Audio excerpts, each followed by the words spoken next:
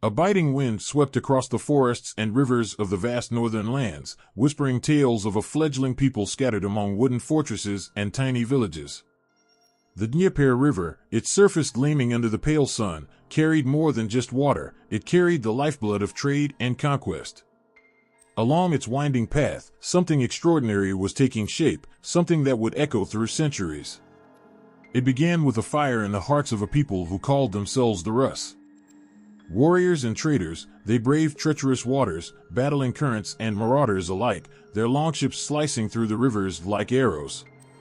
The Rus were not content with survival, they sought greatness, and their ambitions were as boundless as the skies above their icy homeland. In the mists of time, amidst warring tribes and the chaos of fragmented lands, a leader emerged, Rurik. His name carried weight, not just in the clang of swords, but in the unity he inspired. His rule began humbly, in the fortress town of Novgorod, a settlement carved from wild forests. Yet, under his steady hand, the disparate tribes found a glimmer of unity, a sense of purpose. Rurik's strength wasn't just in the swing of his sword, it was in his vision, a world where the Rus could thrive beyond the shadow of their fractured past. But Rurik's legacy wasn't to be confined to Novgorod.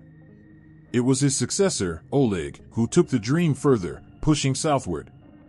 The journey to Kiev, an ancient city perched strategically on the Dnieper, was a test of grit and willpower. As Oleg's forces approached, they weren't merely invaders, they were a storm. The city fell, and the Rus found their heart. Kiev became a throne, a center of power, and from its walls, the world opened. Kievan Rus wasn't just a kingdom, it was a crossroads where east met west, where Byzantine silk mingled with northern furs. The marketplace was a riot of sounds, traders shouting, coins clinking, horses' hooves striking cobblestones. A world once fragmented began to hum with a strange harmony, driven by the lifeblood of commerce and the pulse of ambition. Yet something was missing. Power and wealth could build cities and armies, but what about the soul of a people? This question burned brightest in the mind of Vladimir, a prince who would reshape not just a kingdom but a way of life. His early years were marked by blood and chaos, a brother turned enemy, battles that stained the rivers red. Yet amidst the carnage, Vladimir sought something greater, a force that could unite his people not only in strength but in spirit. His answer came not through conquest but through faith. The Grand Prince looked south to Byzantium, where the walls of Constantinople rose like a beacon of power and divine authority. There, he saw more than riches and art. He saw a faith that could bind his people together. The beauty of Orthodox Christianity captivated Vladimir, but it wasn't just its grandeur that swayed him. It was the promise of transformation. The moment of conversion was monumental. In 988, the Dnieper, the same river that carried the lifeblood of the Rus, became a river of salvation. Thousands waded into its waters, their sins washed away, their old gods left behind. The pagan idols of Purin and Veles were torn down, their fires extinguished. In their place rose crosses, glittering with hope and a promise of unity. For Vladimir, it wasn't just a personal transformation, it was a turning point for his people. Orthodox Christianity became the beating heart of Kievan Rus. It shaped not just their beliefs but their art, their laws, their identity. Monasteries rose, their walls adorned with frescoes that told stories of heaven and earth. The bells of Kiev's cathedrals rang out, a sound so pure it seemed to carry the weight of a nation's redemption. But the story of the Rus wasn't all faith and triumph. As the years rolled on, the unity forged by Vladimir began to crack. Power, once centered in Kiev, splintered as rival princes sought their own thrones. Brother turned against brother, alliances crumbled, and the harmony of Kievan Rus dissolved into a cacophony of war. Amid the chaos, a shadow loomed from the east. The Mongols came, swift and unrelenting, their horses thundering across the steppes like a storm. Cities burned, their smoke darkening the skies. Kiev, the jewel of the Rus, was reduced to ashes, its people scattered. The dream of unity lay in ruins. And yet, even in the darkest moments, the soul of the Rus endured. The rivers that once carried their ambitions now bore the memory of their resilience. The forests whispered their tales, and the ruins of Kiev stood as a testament to a people who dared to rise, to believe, to fight for something greater than themselves. The rise of the Rus wasn't just the story of a kingdom.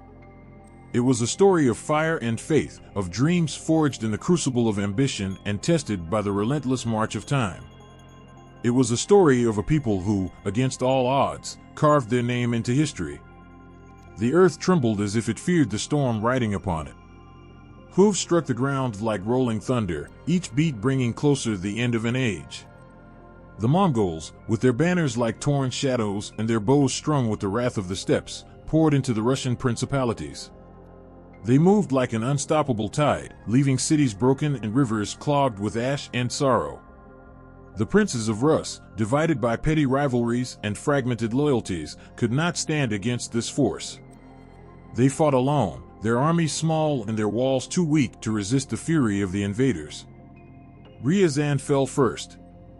Its wooden walls burned bright against the cold night as screams pierced the heavens. The city's treasures, its churches, and its people, all consumed by fire or claimed by the sword. Then came Vladimir, another proud city reduced to ruins. The great cathedral of the Assumption stood defiant for a moment, its golden domes glinting against the dark smoke, but even its sanctity could not save it. When the Mongols breached the gates, they spared nothing. The stories say that no prayers could be heard above the roar of destruction. It was a silence born of horror, the kind that lingers long after the flames have gone. As the Mongol yoke tightened, the Russian lands became something else, lands of submission, of tribute, and of fear. The princes were no longer rulers but servants, offering gold and goods to appease their new masters.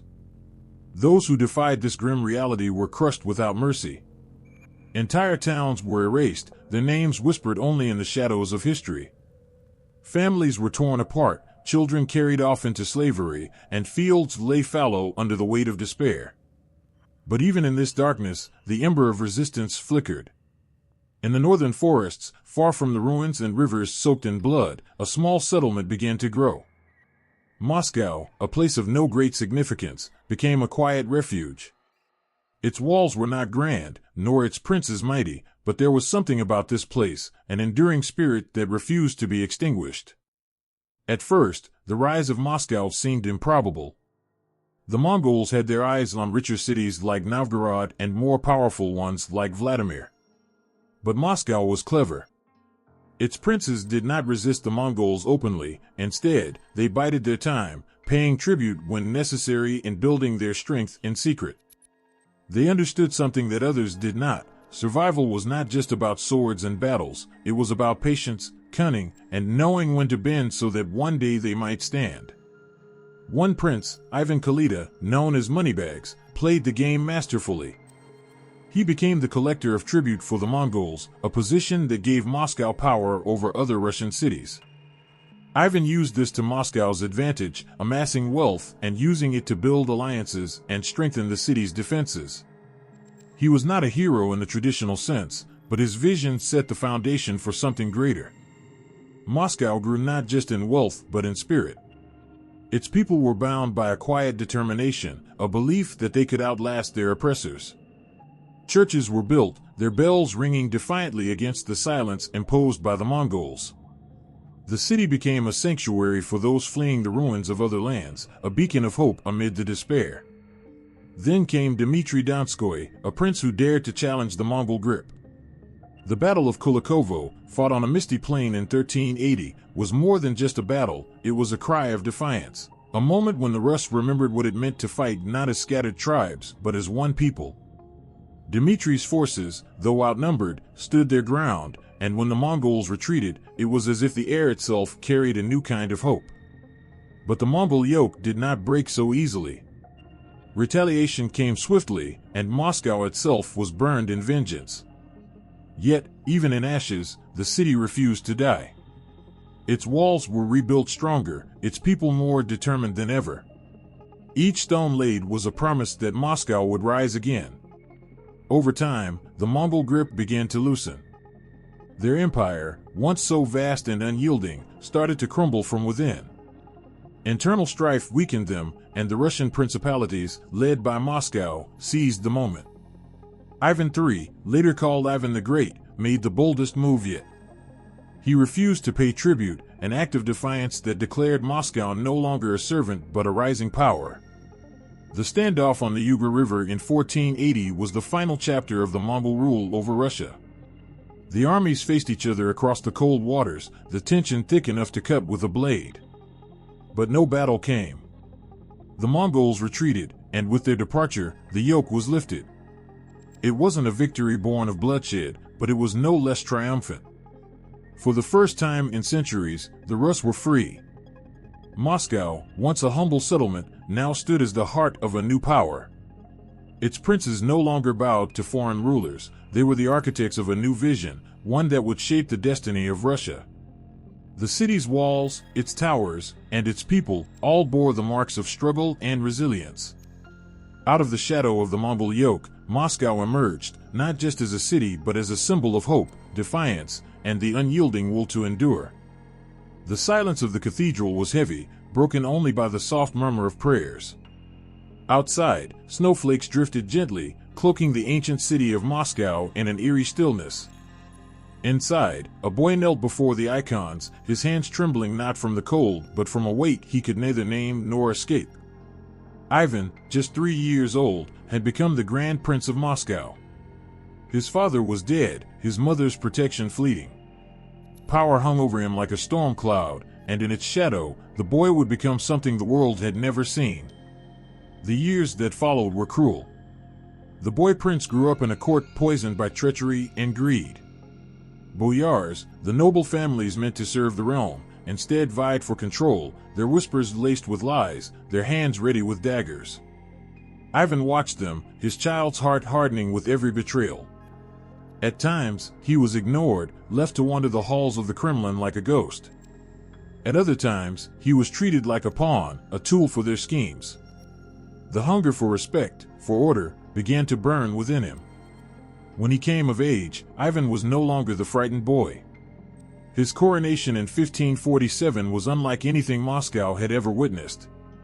Clad in robes heavy with gold, he stood beneath the domes of the Dormition Cathedral and placed upon his head the Monomach's cap, a crown of ancient legend. But this was no ordinary crowning. For the first time, a ruler of Moscow declared himself Tsar, a title that reached beyond mere kingship. It carried the weight of Rome, the divine authority of Byzantium, and the unshakable power of autocracy. Ivan wasn't just a ruler, he was a sovereign ordained by God. And he intended to make the world understand it. In the early years, his reign was marked by vision and determination. Ivan knew that if Russia were to rise, it needed more than crowns and titles, it needed strength, reform, and unity. He worked tirelessly to modernize the administration, codifying laws and bringing order to the chaos. A council of advisors, the Chosen Council, was formed, drawing men of talent, not just birth. Military reforms strengthened the army, turning it into a disciplined force capable of defending and expanding the Tsardom. For a time, it seemed as if Ivan would become a ruler who combined might with wisdom. But the fire in Ivan's heart was not easily controlled. It demanded more. The boy who had been powerless wanted to make Russia invincible. He turned his eyes to the east, where the Khanates of Kazan and Astrakhan stood as remnants of Mongol domination. These lands, rich and defiant, were a constant threat to Moscow's ambitions. In 1552, Ivan led his forces against Kazan, a city fortified like a fortress of old legends. The battle was fierce, with rivers of blood flowing beneath the walls. But when the gates finally fell, Ivan claimed not just the city but a triumph that echoed across the land. The conquest of Kazan and later Astrakhan expanded the Tsardom's borders and declared to the world that Russia was no longer a fractured collection of principalities but a rising empire. Yet even as Ivan's armies marched victorious, shadows crept closer. The death of his beloved wife, Anastasia, in 1560 shattered something deep within him. Ivan's grief turned to suspicion, his suspicion to rage. He began to see enemies everywhere, in the court, in the church, in the towns and villages that dared to question his rule. The Tsar who had sought unity now wielded terror as his weapon. From this darkness emerged the Oprichnina, a policy that would forever stain Ivan's reign. A section of the realm was carved out, placed directly under his control. The Oprichniki, Ivan's personal guard, were clad in black robes and rode black horses, carrying symbols of death, a broom to sweep away treachery, a dog's head to sniff out traitors. Their arrival in a village or city was like the coming of a plague. Accusations were whispered, executions followed, and entire families vanished in the night. No one was safe, not the noble boyars, not the clergy, not even the Tsar's closest allies. The terror reached its peak in Novgorod. The city, proud and independent, had always been a thorn in Moscow's side. Suspecting treason, Ivan unleashed his wrath upon it. The Oprichniki descended like a storm, killing thousands, looting homes, and burning what could not be carried away. The river Fokhov, they said, ran red for days. The massacre was a stark reminder of Ivan's iron grip and the price of defiance. Even as fear spread across the land, Ivan's ambitions remained relentless. He sought to expand westward, dreaming of making Russia a great power in Europe. But the Livonian War, which dragged on for decades, drained the Tsardom's resources and tested its resolve. Victories turned to stalemates, stalemates to defeats. By the war's end, the once mighty Tsar stood battered, his dream of Western conquest slipping through his fingers. Ivan's later years were haunted by the weight of his actions. His temper, always unpredictable, became uncontrollable. In one fateful moment of rage, he struck his own son, Ivan Ivanovich, with a staff, killing him. The horror of that act left even the Tsar broken, his cries echoing in the halls of the Kremlin. The heir to the Tsardom lay dead, and with him, the future Ivan had fought so fiercely to secure. The boy who had knelt trembling in the cathedral was gone, replaced by a man whose reign had reshaped Russia in both glory and terror. The Tsardom he forged would endure, but its foundations were soaked with blood, its banners shadowed by the legacy of a ruler whose name struck fear and awe in equal measure. The halls of the Kremlin stood silent, heavy with an air of uncertainty. Ivan the Terrible was gone, and the child who now wore the crown, Fifer, was but a fragile shadow of a ruler. The once mighty Tsardom of Russia, built on conquests and blood, seemed to teeter on the edge of chaos. Whispers of unease spread through the streets of Moscow, carried by the icy winds. It was as if the very soul of the land held its breath, waiting for the storm to break. When Fifer died in 1598 without an heir, the storm came. The throne sat empty, and with it, the sense of order that held the Tsardom together began to unravel. Boris Godunov, a man of ambition and cunning, seized the crown, but his rule was burdened from the start. Famine gripped the land, a cruel and unrelenting force that turned fields to dust and rivers to barren beds. Families starved, villages emptied, and the people, desperate for salvation, began to murmur that the Tsar's crown was cursed. In this void of hope, chaos took root. A man appeared, claiming to be Dmitri, the youngest son of Ivan the Terrible, who was thought to have died years earlier. The people, hungry for miracles, believed him, or perhaps they simply wanted to believe in anyone who could save them from their despair. This false Dmitri, as history would call him, rallied an army and marched on Moscow. Boris Godunov's sudden death cleared the way, and soon, the pretender sat upon the throne, hailed as Tsar. But the victory was hollow. The boyars, ever scheming, saw through his lies. The court turned on him, his reign was cut short, and Moscow once again plunged into turmoil. The people, whipped into fury, dragged his lifeless body through the streets before burning it to ashes. Yet, the chaos didn't end with his death. It only grew darker. The Polish-Lithuanian Commonwealth saw Russia's weakness and struck. Their armies swept across the borders, capturing fortresses and cities with terrifying ease. The Kremlin itself fell, its gates breached, its walls defiled by foreign banners. In the churches of Moscow, the Polish invaders sang Catholic hymns, drowning out the chants of Orthodox priests. To many Russians, it felt as if the very soul of their nation was being torn from them. The years that followed were a nightmare. Bandits roamed the countryside, their swords glinting in the firelight of burning villages. Rival factions fought for the throne, each one more ruthless than the last. The people suffered most of all, caught between the blades of war and the agony of famine. Mothers wept for children lost to hunger, fathers returned to villages reduced to ash. The land groaned under the weight of despair, and the once proud Tsardom seemed poised to collapse entirely. But Russia's spirit, though battered, was not broken. In the heart of this darkness, voices began to rise. Ordinary people, priests, merchants, and peasants alike whispered the same question: who would save them? From these whispers grew a movement, a desperate, furious cry for salvation. In the city of Nizhny Novgorod, the call to arms was answered. A butcher's son named Kuzma Minin and a prince named Dmitry Pozharsky rose to lead a ragtag force.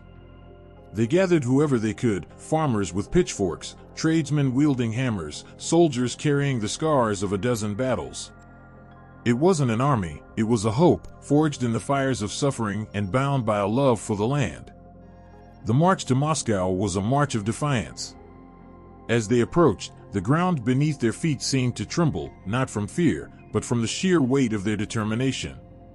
When the people of Moscow saw them, they didn't see saviors clad in shining armor. They saw themselves, weary, battered, but unyielding. The Poles were driven out, their banners torn down, their grip on the Kremlin shattered. Moscow, though scarred, was free again. But freedom alone could not rebuild a nation. The throne, still empty, loomed as a symbol of what Russia lacked: stability, leadership, and a future. The boyars, cautious and desperate, turned to the Romanovs, a family with ties to both the old Tsarist line and the church. In 1613, they chose a 16-year-old boy, Mikhail Romanov, to be their Tsar. When Mikhail was brought to Moscow, he wept. He was young, unprepared, and burdened by the impossible task before him. But the people, tired of war and betrayal, saw in him something they could trust: innocence, humility, and a chance to start anew. His coronation was not a display of grandeur but of quiet hope. The people prayed, not for glory, but for peace. Mikhail's reign would not be easy. The scars of the time of troubles would linger for years, but the Romanovs brought something precious: stability. Through their rule, the Tsardom of Russia began to mend itself, its heart beating once more beneath the weight of its trials. Though the darkness had passed, its memory remained, etched into the soul of the nation, a reminder of the cost of survival and the strength of a people who refused to be broken. The young boy stood in the shadows, his breath clouding in the cold air of the Kremlin. His eyes, wide and dark, took in the towering figures around him: nobles with stern faces, soldiers with hardened gazes, and whispers of conspiracies that no child should have to hear. Peter was only 10 when his father, Tsar Alexei, died. The boyars, hungry for power, tore at each other like wolves, their schemes threatening to tear the nation apart. Peter saw it all, a fire kindling in his chest, a fire that would one day ignite a revolution.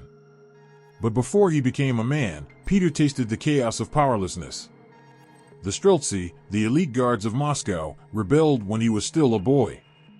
Their cries filled the air as they stormed through the city, axes gleaming, searching for blood. Peter watched helplessly as they dragged his family into their frenzy, as those he loved were slaughtered before his eyes. The boy who survived that night would never forget the terror or the lesson it taught him: Russia needed strength, a kind of strength no Tsar before him had wielded. Years later, Peter stood tall, a towering figure with restless energy and piercing eyes that seemed to see further than others. He wasn't content with tradition or the old ways.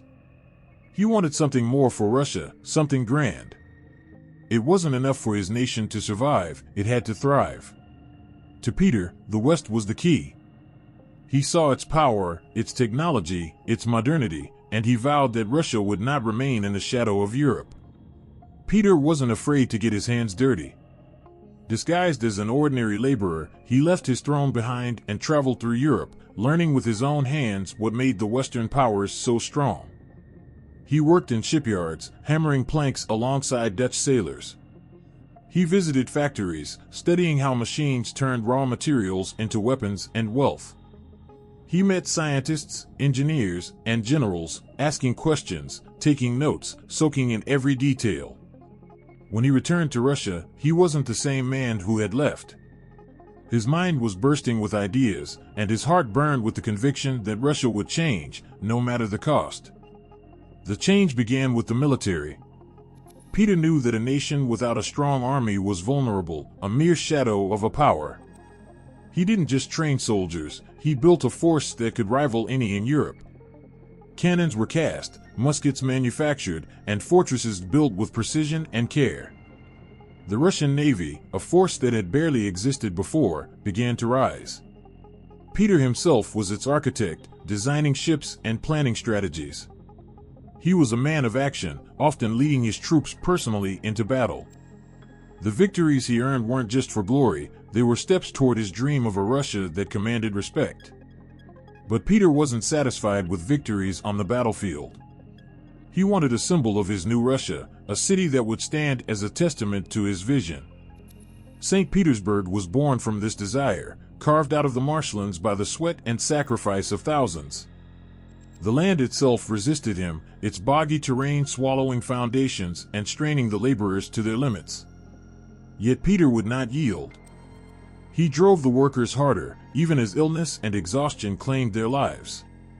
To him, their sacrifice was for something greater, a city of splendor that would connect Russia to the world. The city rose, its grand avenues and elegant palaces shimmering like a beacon of the future. St. Petersburg wasn't just a city, it was a declaration. Its Western-style architecture, its canals and harbors, all spoke of a Russia that had one foot firmly planted in Europe. Peter made it his capital, turning his back on the old Moscow with its wooden streets and tangled traditions. St. Petersburg was a city of stone, a city of light, and Peter called it his window to the west. But the price of Peter's vision was steep. The reforms he forced upon the nobility cut deep, stripping them of their long-cherished traditions. He ordered boyars to shave their beards, to dress in Western clothes, to abandon the old ways that had defined Russian life for centuries. Resistance bubbled up like a tide, but Peter crushed it with unrelenting force. His will was iron, his methods brutal. He knew what he wanted, and he wouldn't let anything, or anyone, stand in his way. Even the church wasn't spared. Peter saw it as a rival to his authority, a bastion of old ideas that had no place in the Russia he was building. He stripped the patriarch of his power, turning the church into a tool of the state. The bells that once rang freely now tolled under his command. For some, it was a loss of faith. For Peter, it was a necessary step. And yet, for all his harshness, there was brilliance in Peter's rule. He didn't demand change for the sake of power, he believed in it. He built schools, inviting the brightest minds to teach Russia's youth. He encouraged science, industry, and exploration, pushing his people to think beyond what they had known. He saw the potential in his nation and wouldn't rest until it was realized. Peter's reign was a whirlwind of energy, each day bringing new projects, new ambitions, new challenges. But even as he built his legacy, his body began to break under the weight of his relentless drive. The man who had reshaped a nation refused to slow down. When he saw a group of soldiers drowning in icy waters, he leapt into the freezing waves to save them. That act of courage cost him his health, and soon, Peter lay dying. In his final moments, he asked for a pen, struggling to write a command for the future of his empire. The words never came, his hand stilled before the sentence could be finished. Yet the Russia he left behind was transformed. It was no longer the isolated, backward land he had inherited. It was a power, its spirit restless, its ambitions boundless. The man they called Peter the Great had turned his nation toward the future, and though his shadow loomed large, the light he had ignited burned even brighter. The night was heavy with uncertainty. In the halls of the Winter Palace, whispers carried like ghostly echoes. A coup was underway, and at the center of it was a woman who had once been an outsider. Catherine, born Sophia von Holtzerbst, was not Russian by birth, but her heart had long since entwined with the land.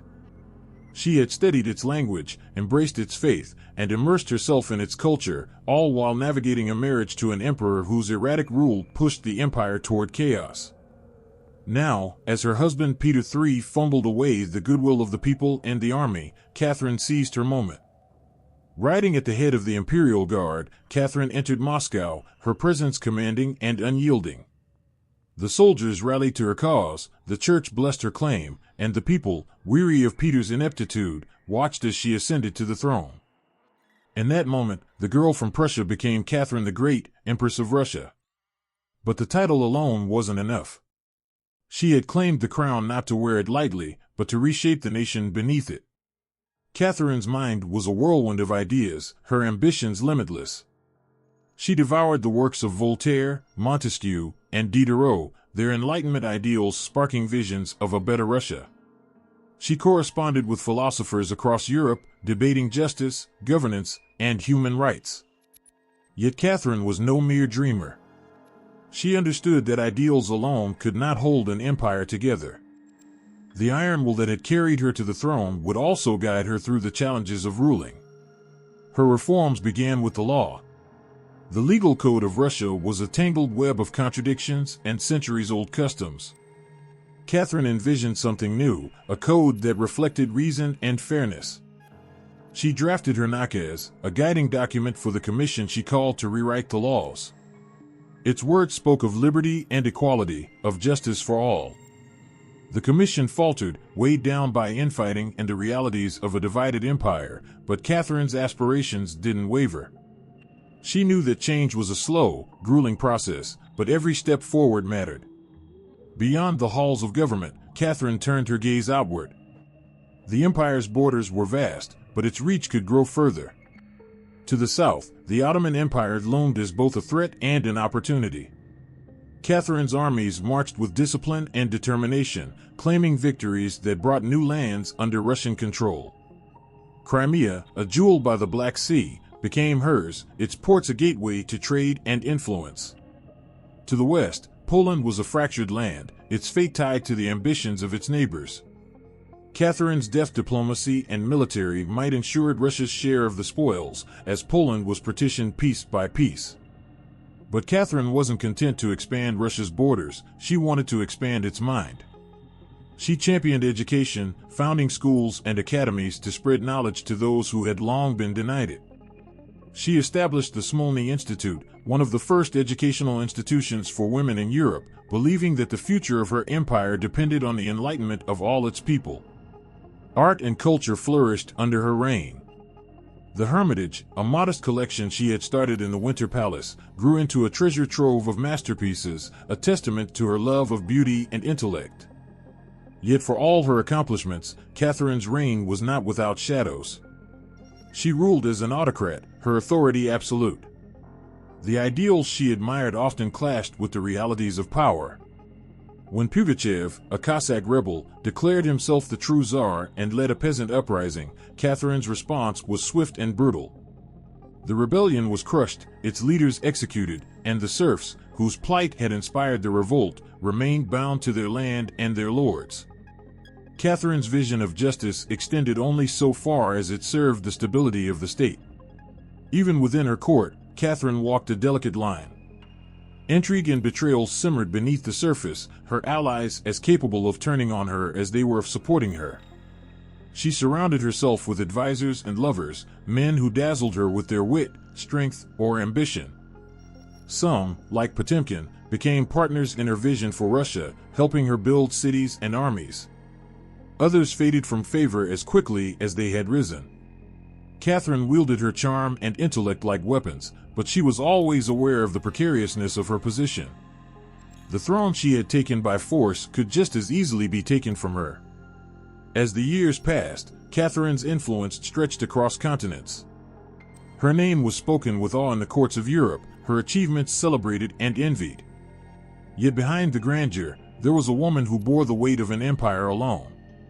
She had fought for her place in history, and every victory had come with a price. The ideals of the Enlightenment burned brightly in her mind, but the reality of ruling often demanded compromises that left her dreams half fulfilled. In the end, Catherine wasn't just a ruler, she was a force, a woman who refused to be defined by the limitations of her time or the expectations of others. She carved her legacy into the fabric of Russia, her reign a testament to the power of vision and will. The land she left behind was forever changed, its spirit shaped by the brilliance and contradictions of the empress who had dared to call herself great. The wind howled across the endless expanse of snow, its icy breath cutting through even the thickest fur coats. The men trudged forward, their boots sinking into the frozen ground, their breaths coming in ragged clouds. In the distance, the towering peaks of the Ural Mountains stood as silent witnesses to their determination. These were not ordinary travelers.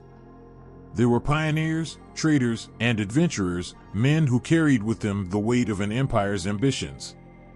Siberia was a world unlike any other, vast and untamed, a place of boundless wilderness and harsh extremes. For centuries, it had been a land of mystery, its secrets locked away behind frozen rivers and dense forests. But to the Russian Empire, Siberia was more than just an empty expanse. It was a promise, a treasure waiting to be uncovered. The march into Siberia began with the Cossacks, those rugged warriors who seemed born to conquer the wild. They were the first to pierce the veil of this unknown land, their swords and muskets carving paths where none had existed before. Yermak Timofeyevich, a name whispered with awe, led the charge, his band of adventurers clashing with the Khanate of Siberia, the Tatar state that ruled the region. The battles were fierce, the rivers running red with the blood of those who resisted. But Yermak and his men pressed on, driven by dreams of glory and the promise of riches. With the fall of the Khanate, Siberia opened like a door pushed ajar. Behind it lay riches that boggled the imagination, forests teeming with sable, whose pelts were so fine they were called soft gold. The fur trade became the lifeblood of Siberian expansion, its lure drawing men from every corner of Russia. Hunters set traps deep in the wilderness, braving wolves, bears, and bitter cold to claim their prize. The pelts they gathered traveled back to Moscow and beyond, traded for weapons, spices, and treasures that enriched the empire. But Siberia was more than just a source of wealth. It was a vast canvas, and the Tsars saw it as a stage on which to write their ambitions. They pushed further, sending explorers to map the rivers and mountains, to chart the lakes and coasts. The Lena, the Yenisei, the Ob, these mighty rivers became arteries of trade and movement, their waters carrying goods and people deeper into the unknown. Settlements sprang up like seeds taking root, each one a beacon of civilization in the endless wilderness. The Russian expansion didn't stop at the forests and tundras of Siberia. Beyond its eastern edge lay the Pacific, a realm of storms and opportunity. Explorers like Semyon Dezhnev sailed into uncharted waters, braving the icy waves and treacherous currents to reach new lands. The coastline stretched endlessly, a ribbon of cliffs and bays that hinted at what lay beyond. By the time Vitus Bering, a Danish navigator in Russian service, crossed the strait that now bears his name, the empire had extended its reach to the very edge of the world.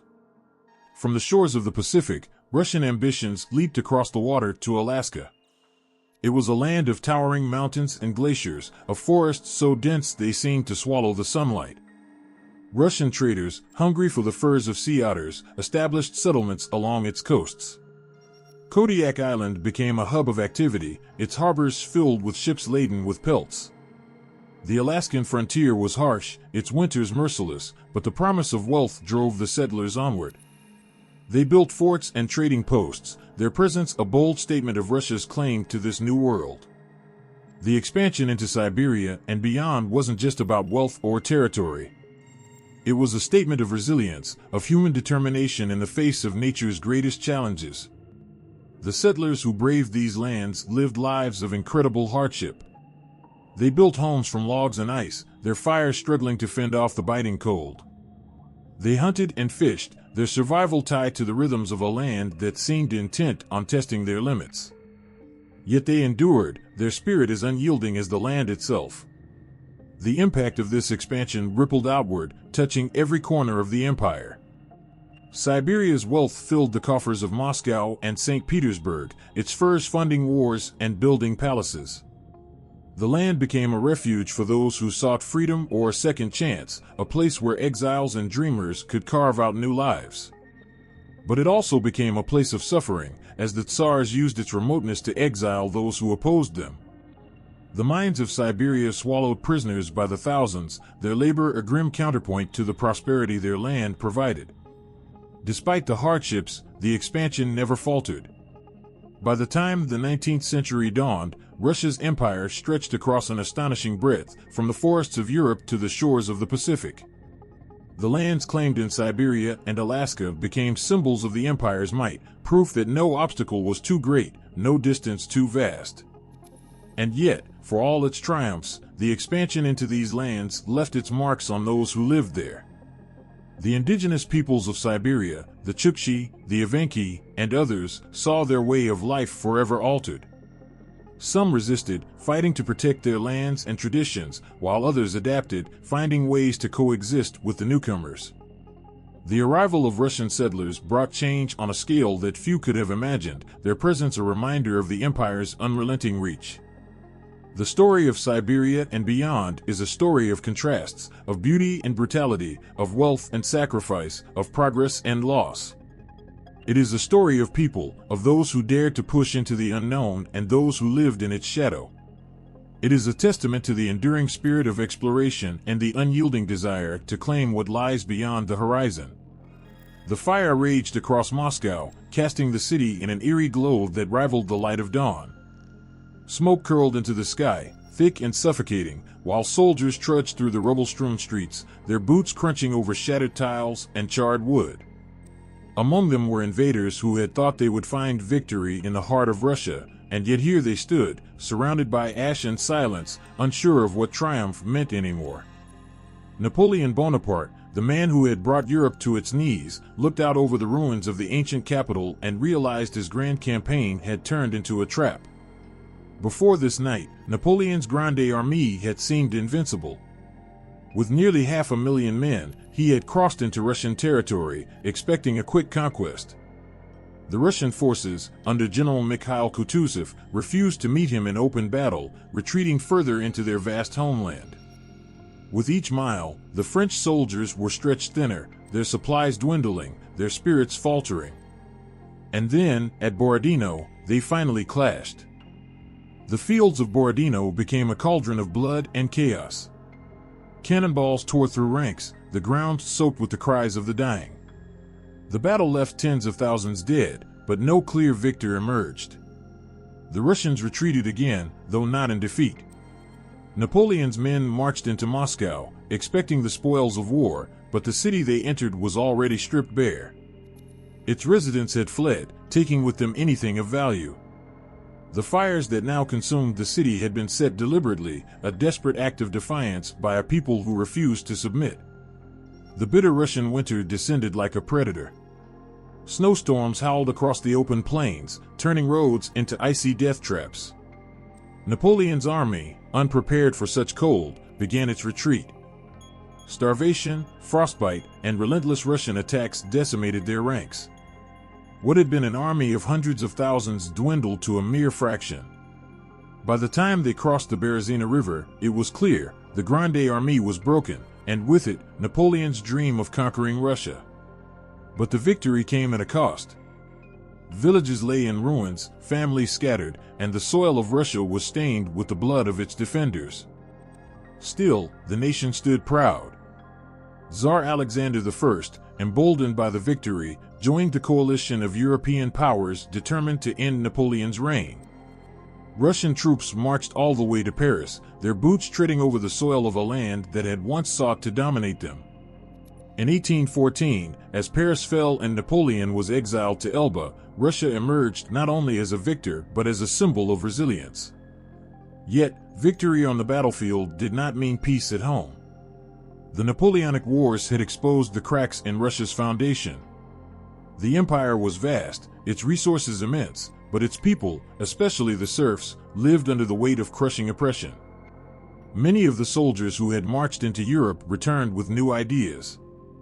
They had seen societies where constitutions limited the power of kings, where laws were debated rather than dictated, and where the common man held rights they could scarcely imagine in Russia. Among the nobility and military officers, these ideas took root, growing into something dangerous and defiant. It began as whispers in drawing rooms and army barracks. Groups of idealistic young officers, inspired by the Enlightenment and the freedoms they had witnessed abroad, started to dream of a different Russia, one where serfdom was abolished, where justice was equal, and where the Tsar's power was checked by a constitution. These men called themselves the Decembrists, and they believed it was their duty to act. The opportunity came in 1825, when Tsar Alexander I died unexpectedly.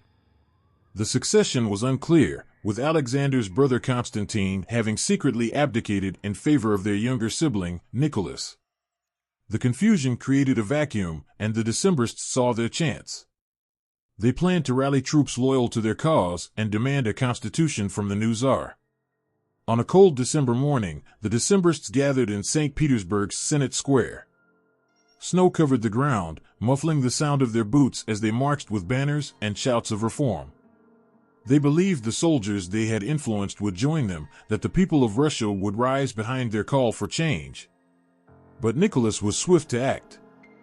Loyal regiments surrounded the square, their cannon trained on the rebels.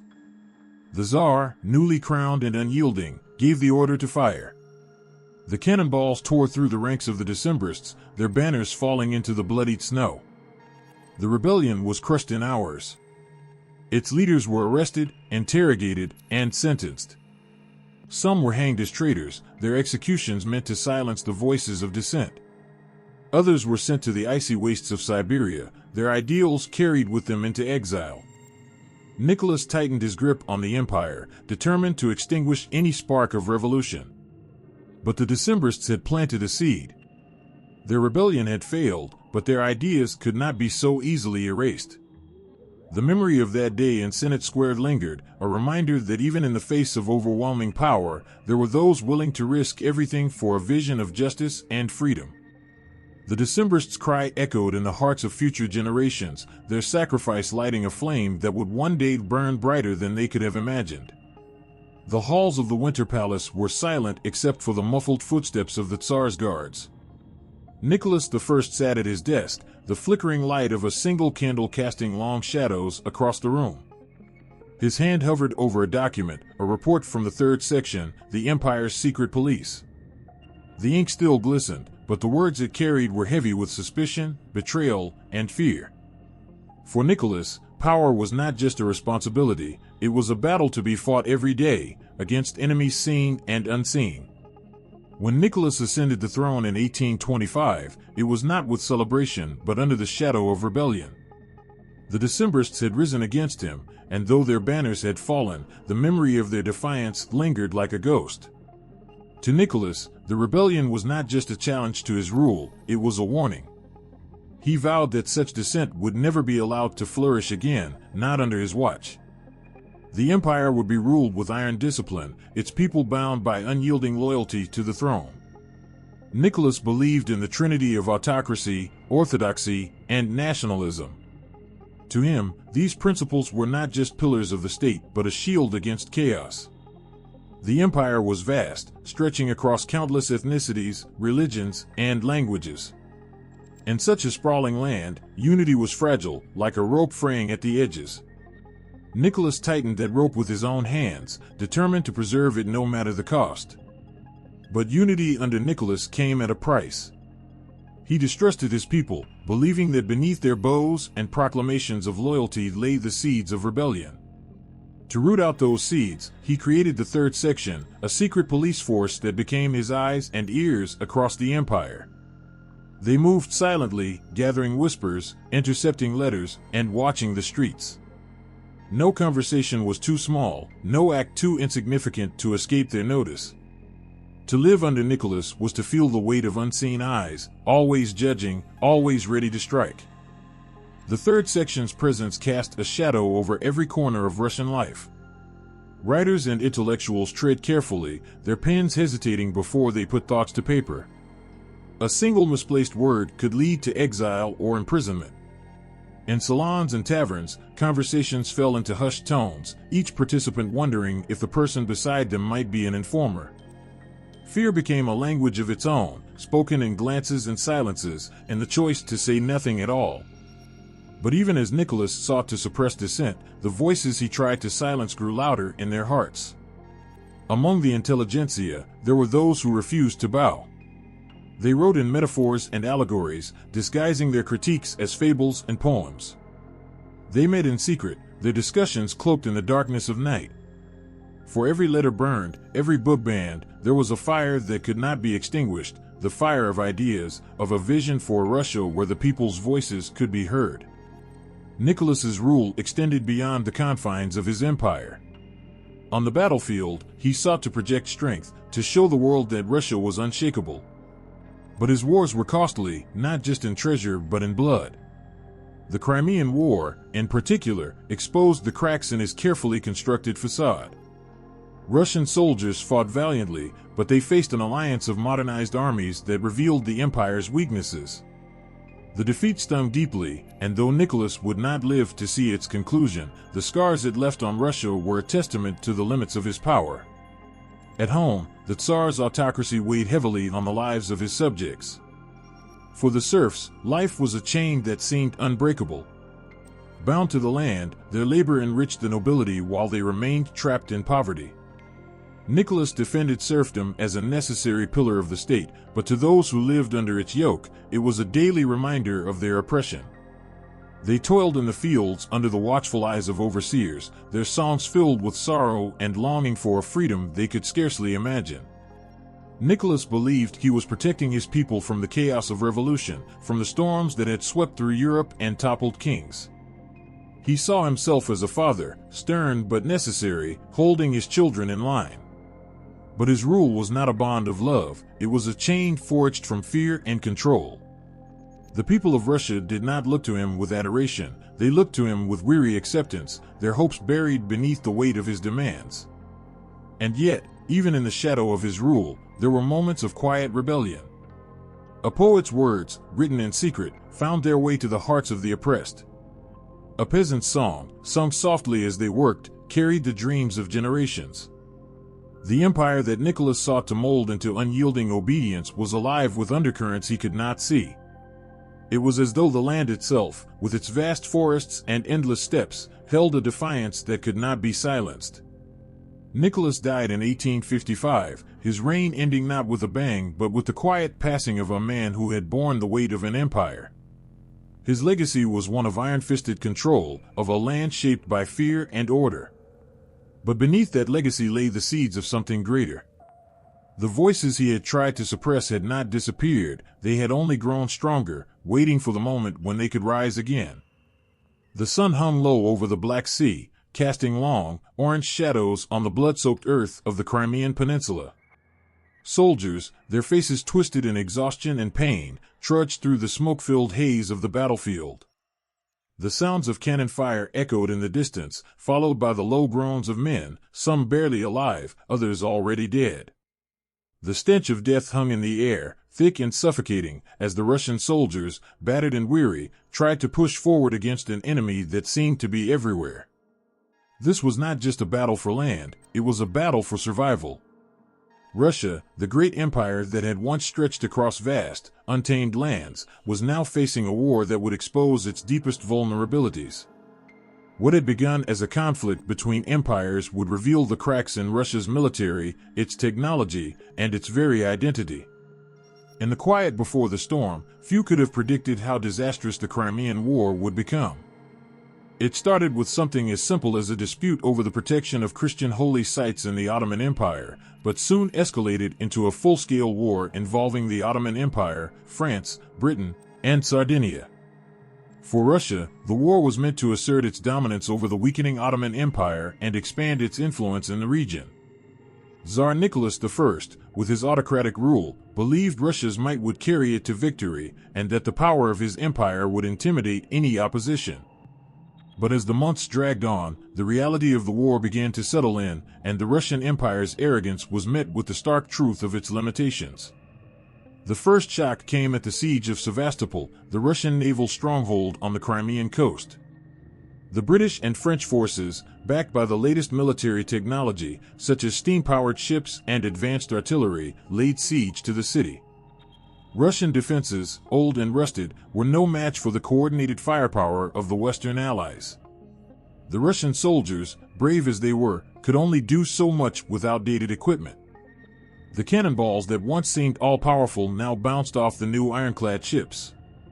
And in the trenches, the soldiers faced not only their enemies but the harshness of war, disease, lack of supplies, and the brutal weather. Cholera spread through the camps like wildfire, claiming as many lives as the battles themselves. Soldiers died not just from enemy fire, but from the harsh conditions, the suffering too intense to bear. What the Russian military didn't know was that they were facing an adversary equipped with the latest technological advancements. British and French forces had perfected the use of steamships, and their weaponry was becoming increasingly efficient. The Russians, relying on older techniques and outdated artillery, struggled to keep up. Their cavalry, once the pride of the Russian military, was largely ineffective against modern firearms. And their navy, so powerful in the days of Catherine the Great, was rendered almost useless against the new steam-powered ships of the West. The war exposed Russia's glaring technological weaknesses, and it became clear that the empire could not hold on to its grandeur if it refused to modernize.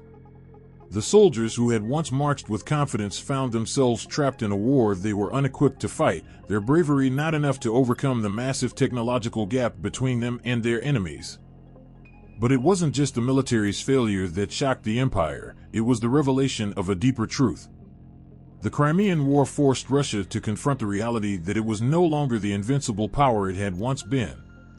It was a massive empire, yes, but one that was out of step with the rest of the world.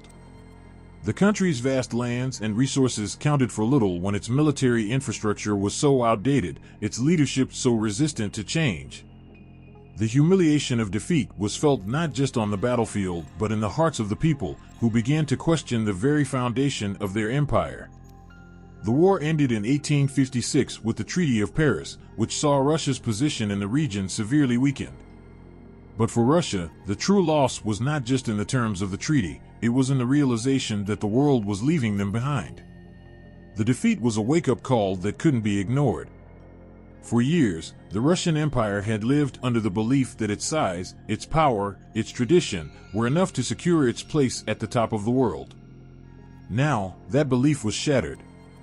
The empire had been exposed for what it truly was, a sleeping giant, too proud to change, too slow to adapt.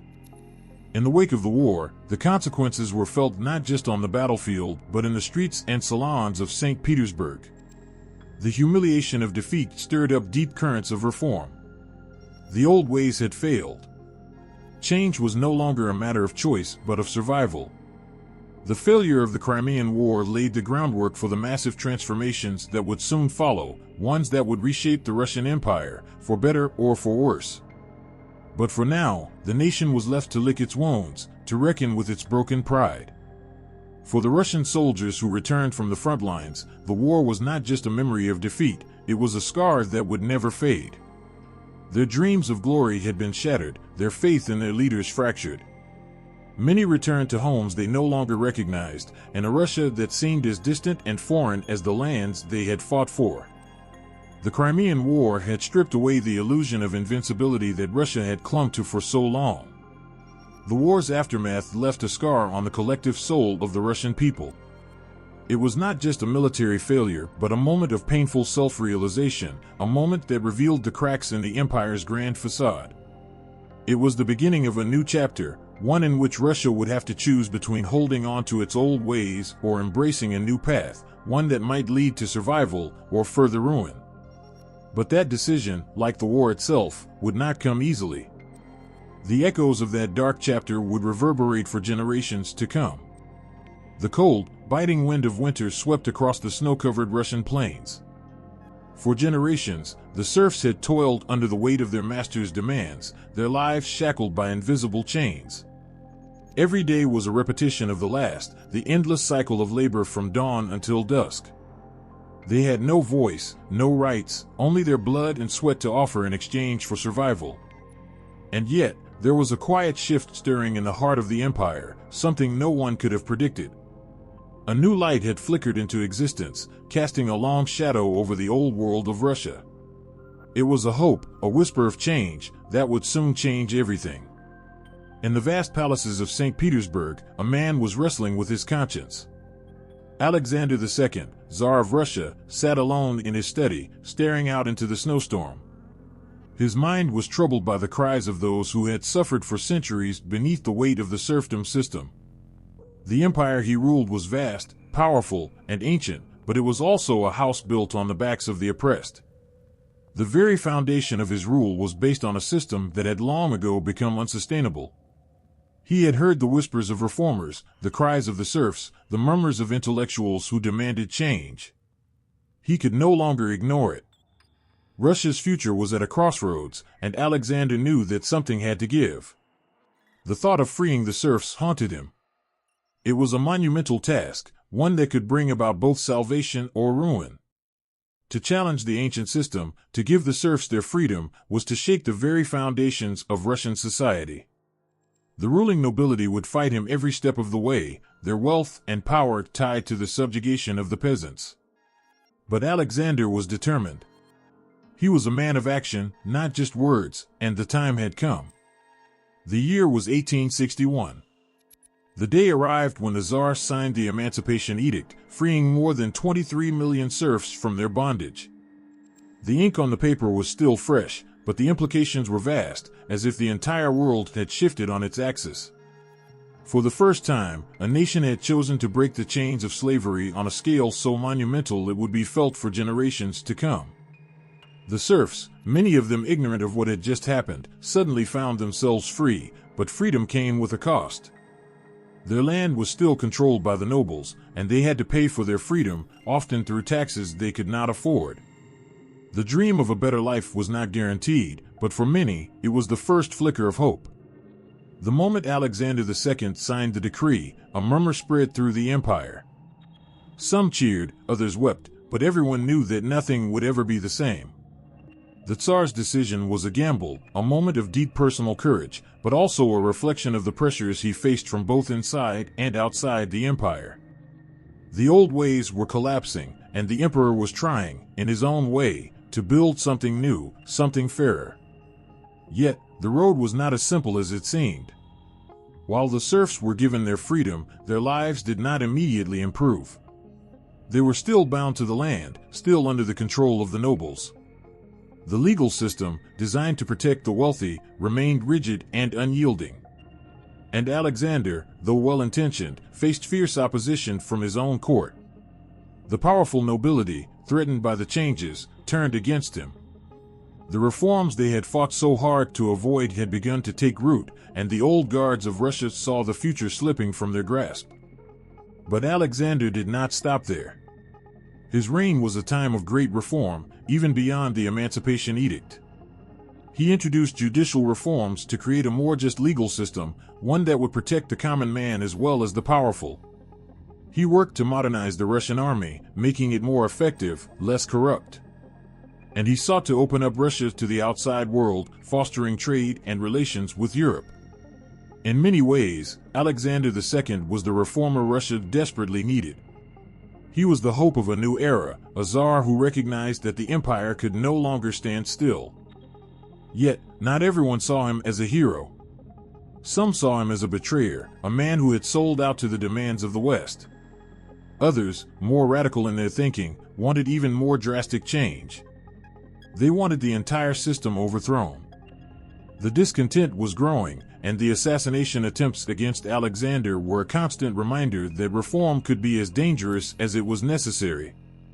It was in this charged atmosphere, full of both hope and fear, that Alexander's life was brutally cut short. On the afternoon of March 13, 1881, as the Tsar rode through the streets of St. Petersburg, a bomb exploded near his carriage. The blast was deafening, and chaos followed. The Tsar, gravely wounded, was rushed back to the palace, but he would not survive. The assassination was a blow to the empire, a dark reminder that reform was never easy, never simple. The news of his death spread like wildfire, and the empire went into mourning. The people of Russia, who had once viewed Alexander as their savior, were left with a deep sense of loss. The reforms he had started were left unfinished, and his death marked the end of a fragile hope for change. But the memory of what he had done, freeing the serfs, modernizing the country, challenging the status quo, lived on. In the years that followed, Russia would continue to grapple with the legacy of his reign, and the echoes of his reforms would resonate through the halls of history. Alexander II, the Tsar Liberator, had given Russia a glimpse of what it could be.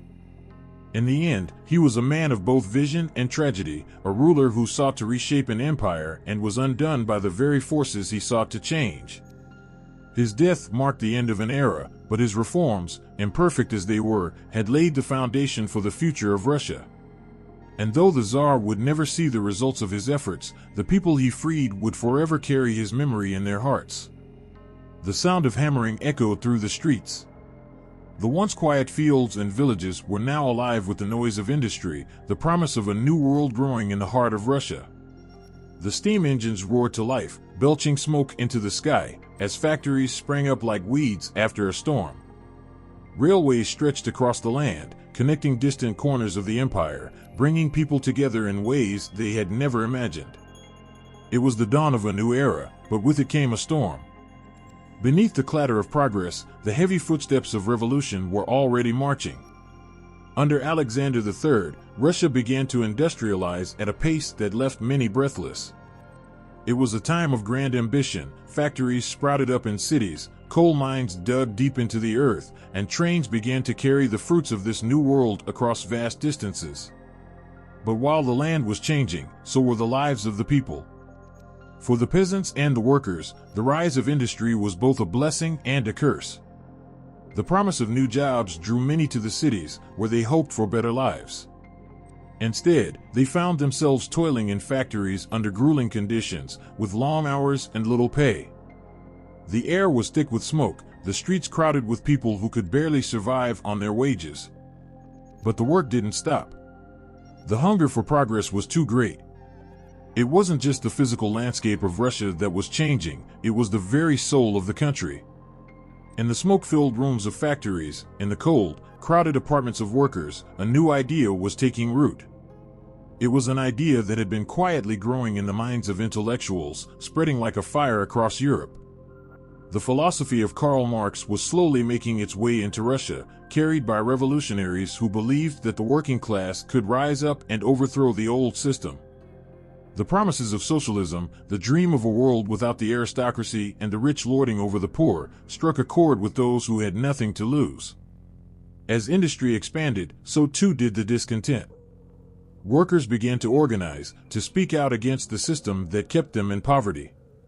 They saw the Tsars, Alexander III and his son Nicholas II, as symbols of the old order, as figures of power who cared little for the suffering of the people.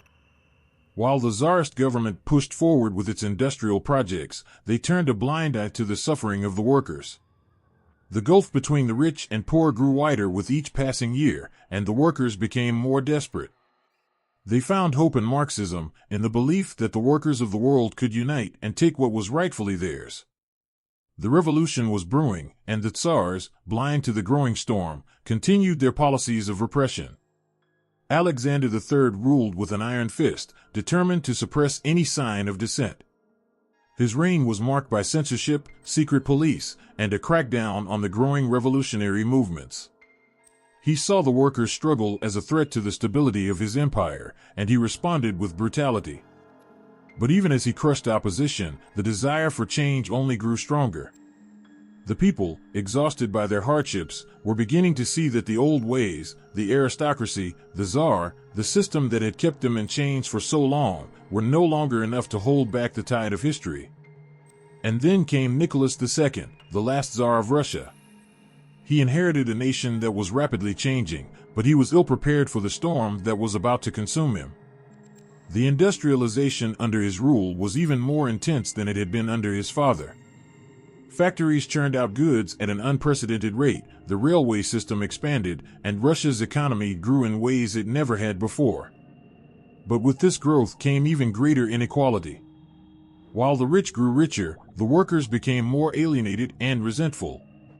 They lived in squalor, their labor exploited for the benefit of the few. The cities filled with anger.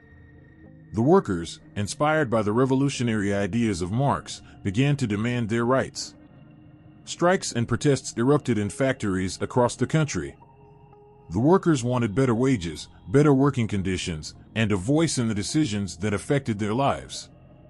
But the Tsar's government, always more concerned with maintaining its power, responded with force. The workers were met with bullets, with violence, and with the brutal might of the state. But the workers were not silenced. The words of Marx, the dream of revolution, had taken root. A new generation of thinkers, revolutionaries, and activists began to rise up.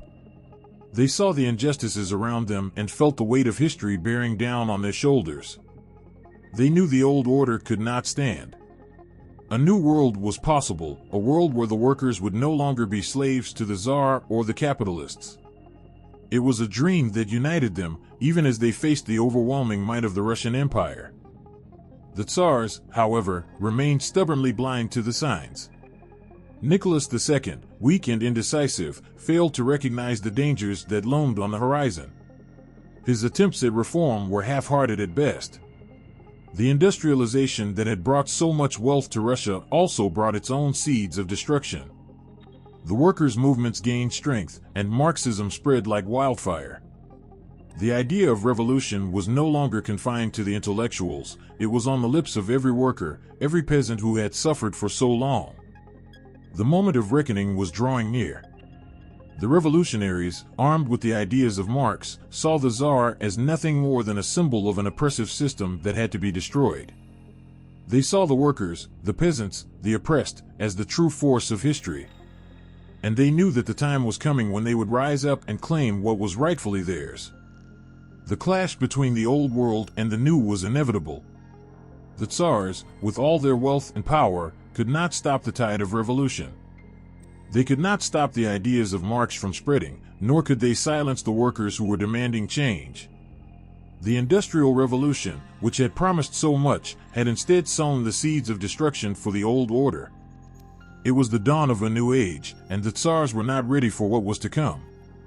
The stage was set for a confrontation that would shake the foundations of Russia and the world itself. The news spread like wildfire through the streets of St. Petersburg. The unthinkable had happened. Russia, a mighty empire with its centuries-old traditions of strength and conquest, had been defeated by a nation that many had considered insignificant, a small island nation, Japan. The soldiers, their uniforms stained with the harsh realities of war, returned home not as victors, but as ghosts of a once proud army. The defeat was not just a blow to the Russian military, it was a wound to the soul of the entire empire. A wound that bled into the streets and into the hearts of the people. The Russo-Japanese War had been a battle over influence and territory, a clash of empires in a time of rising national pride.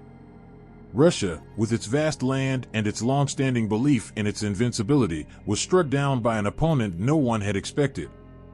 The humiliation was unbearable. It wasn't just the loss on the battlefield that stung, it was the realization that Russia was no longer the empire it once thought itself to be. Its army, its navy, its rulers, all failed to stand up to a nation that was smaller but quicker, more modern, and relentless. The Tsar, Nicholas II, stood there, watching as the weight of his empire crumbled around him. His people, the ones who had suffered the most during the war, now looked to him for answers. But there were none. And so, the people began to stir. The defeat ignited a spark in the hearts of the workers, peasants, and intellectuals who had long lived under the weight of poverty and repression. The failure in the East was a painful reminder of the impotence of their rulers. The promises of a better life, of reform, of a brighter future, none of them had materialized. The revolution was already in the air. It didn't take much for it to turn into a storm. It was in this moment of bitterness and disillusionment that workers, driven by despair and anger, began to rise. On that cold Sunday morning in January 1905, a crowd of thousands gathered outside the Winter Palace, carrying with them the hopes and dreams of the people. They came peacefully, their hearts full of hope, believing that their cries for help would reach the Tsar. They were led by Father Gapon, a man who had promised them that their petitions would be heard, that their suffering would end. But the response they received was nothing short of brutal. As they approached the gates of the Winter Palace, the soldiers, with their rifles aimed at the unarmed crowd, opened fire. The sound of gunshots rang through the air, mingling with the screams of the wounded. Blood stained the snow, and the cries of the innocent were drowned by the cold indifference of the government. Hundreds fell that day, their lives taken in an instant. The massacre became known as Bloody Sunday, a day that would forever change the course of Russian history. The massacres sent shockwaves throughout the empire. The people had hoped for a peaceful solution, but the Tsar had shown them only violence and death. The government had shown its true face, unfeeling, tyrannical, and unyielding. It was a turning point, a moment when the people realized that they could no longer trust their rulers.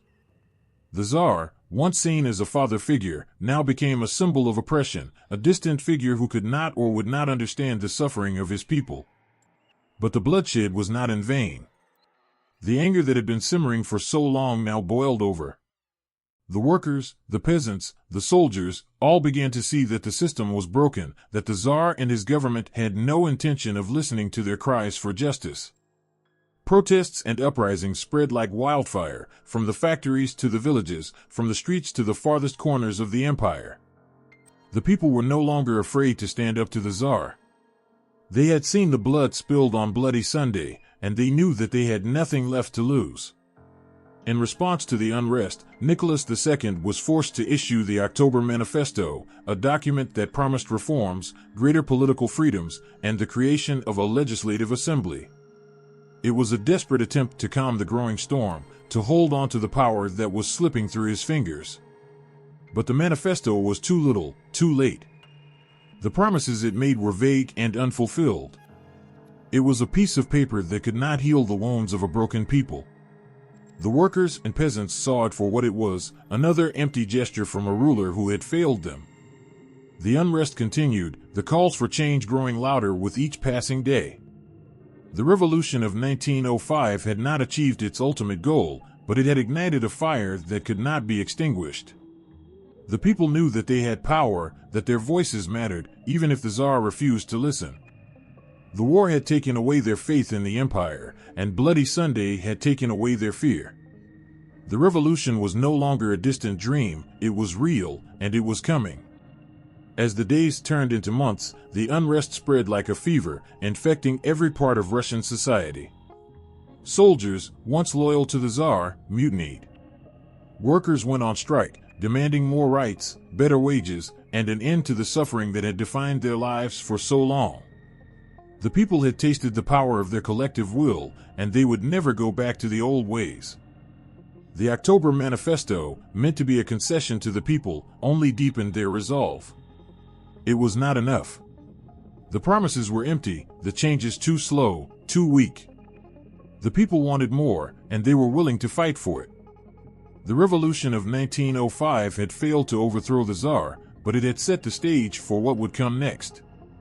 The seeds of change had been planted, and they would continue to grow, nurtured by the bloodshed, the suffering, and the hope of a better future. The Tsar, caught in his own web of power, had underestimated the power of the people. And as the years went by, that underestimation would come to haunt him, as the revolution that began in 1905 would continue to build, eventually tearing down the empire that had once seemed so unshakable. The cold wind of February cut through the streets of Petrograd, biting at the faces of those who had dared to step outside.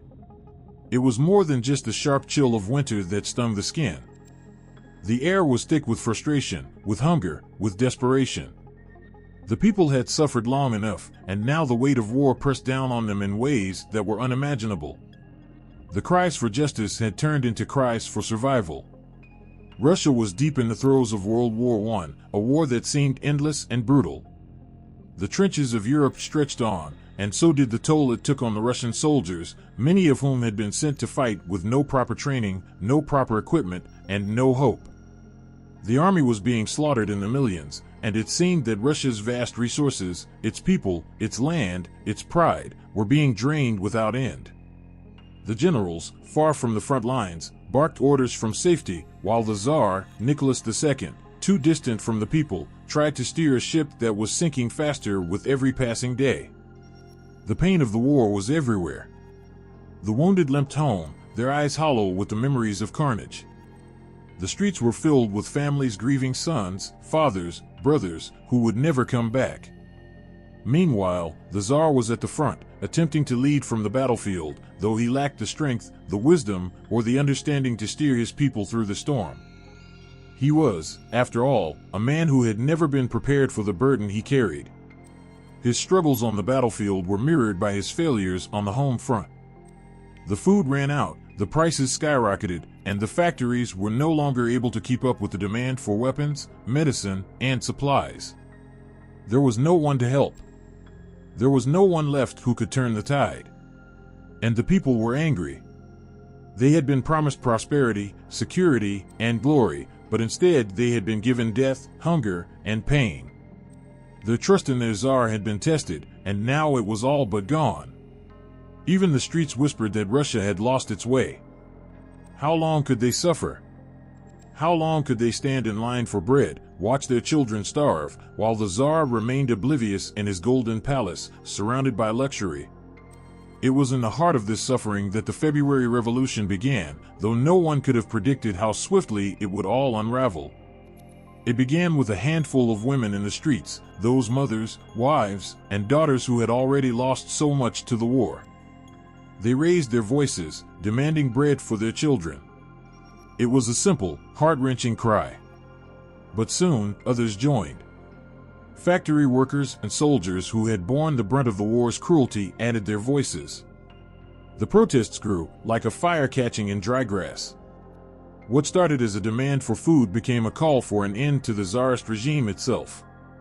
At first, Nicholas II believed he could put an end to it with force. His police tried to quell the uprisings. But the people had had enough. The soldiers who had been sent to keep the peace joined the crowds. The Tsar's support evaporated, and as the days passed, it became clear that his empire was crumbling. The palace, once a symbol of absolute power, now seemed a distant dream. The distance between the ruler and the ruled had grown so vast that there was no way back. On the streets of Petrograd, chaos reigned. The snow, once a cold companion, now felt like a blanket that covered the wounded and the fallen. The sound of angry voices, the marching of footsteps, and the clattering of barricades filled the air. The women who had stood in line for bread were now marching in the streets, demanding the end of a war that had ravaged their lives. They were tired, and their hearts were heavy with grief, but their voices were strong. They had nothing left to lose, and everything to gain. As the protests raged on, Nicholas II hesitated. He tried to hold on to the reins of power, sending messages to his generals, to his advisors, and even to the Russian Orthodox Church for support. But his pleas fell on deaf ears. He called for military aid, but the soldiers, who had once stood ready to fight for the empire, now turned their backs on him. His monarchy was no longer supported by the people, nor by the army. The Tsar was isolated, his every word ignored. In the end, there was no one left to help him. On March 2, 1917, in the midst of the chaos, Nicholas II abdicated the throne. It was a moment that echoed through the ages, a moment when the last Tsar of Russia, a man born into a throne he had never wanted, stepped down in the face of an empire that had turned against him. The monarchy that had stood for over 3 centuries was no more. It was a fall that felt as though it had been coming for years, but no one truly knew how deep the rot had gone until it was too late. As Nicholas II and his family were forced into exile, their once great empire began to dissolve. There were no cheers on the streets, no cries of joy.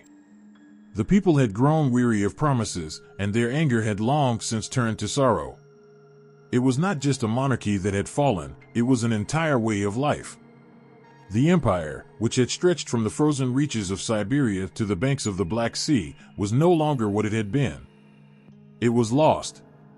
The war would continue for a time, but the revolution had already claimed its first victory. The Tsar was gone, and Russia was now left to pick up the pieces of a broken empire.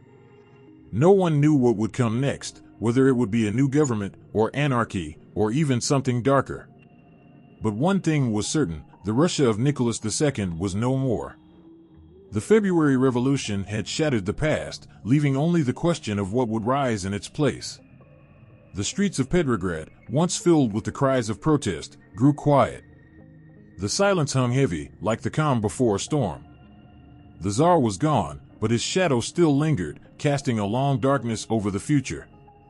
The revolution had begun, but no one knew how it would end. The night was thick with tension as the sky above Petrograd grew darker, the echoes of distant footsteps ringing through the empty streets. Inside the smoldering ruins of what was once an empire, something new, something dangerous was brewing. It wasn't just the quiet murmur of discontent anymore. It was the crackling spark of revolution, flickering in the hearts of those who had been pushed to the edge for too long. The clock was ticking, and history was about to change forever. In the shadows of the city, Vladimir Lenin watched it all unfold.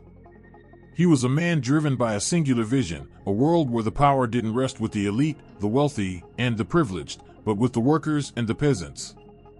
For years, he had plotted, planned, and dreamed of this moment. Now, standing in the midst of a crumbling empire, he knew that it was finally time. The provisional government, so fragile and uncertain, could only hold on for so long. The revolution was coming, and Lenin was determined that it would be his vision that shaped the future. For months, the country had been in turmoil. The Tsar was gone, but his absence had left a vacuum. In his place, a government that promised change, a government that promised peace, had stepped in, but it was weak. The war raged on, and the people, already stretched thin, were now starving and desperate. The promises of the provisional government seemed empty in the face of growing poverty and endless suffering. The streets were filled with men and women who had nothing to lose. They wanted food, they wanted peace, and above all, they wanted change. Lenin, ever the strategist, knew this was his moment. He had already gathered a following, the Bolsheviks, a group of determined revolutionaries who believed that only a complete overthrow of the system could bring the change Russia so desperately needed. They didn't believe in half measures. They didn't want compromise. They wanted total revolution. As the provisional government floundered and lost control, Lenin's message found fertile ground in the hearts of the disillusioned. He spoke to the soldiers, to the workers, to the peasants, the ones who had been ignored for centuries. His words were like a call to arms, an invitation to break the chains of oppression. On the night of October 25, 1917, everything fell into place. The Bolsheviks, led by Lenin and his comrades, moved with military precision, seizing key points across Petrograd. The Winter Palace, once a symbol of royal power, was their target. The palace loomed, quiet and defiant, as if unaware of the storm that was about to crash against its doors.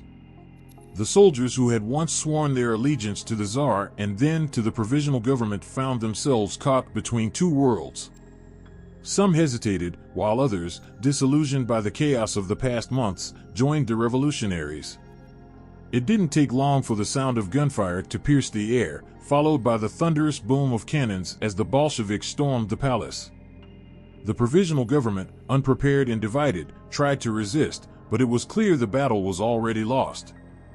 The old order was crumbling, and in its place, something entirely new and untested was rising. Inside the palace, the ministers of the provisional government tried to regroup, but their will was broken. Outside, in the streets, the people's cries grew louder. It wasn't just the soldiers now, it was the workers, the peasants, and the masses who had been waiting for this day, watching it unfold with a sense of exhilaration. They were seeing their dreams begin to take form. The Winter Palace fell. The provisional government crumbled. Lenin had won, but it wasn't just a victory for him, it was a victory for all those who had been silenced, ignored, and oppressed. The old order, the monarchy, the bourgeoisie, the aristocracy, they were gone. In their place, Lenin and the Bolsheviks promised a new world. It would be a world of equality, a world where the workers and the peasants would finally hold the power. But for now, it was enough to see the Winter Palace fall, to hear the sound of victory ringing in the air.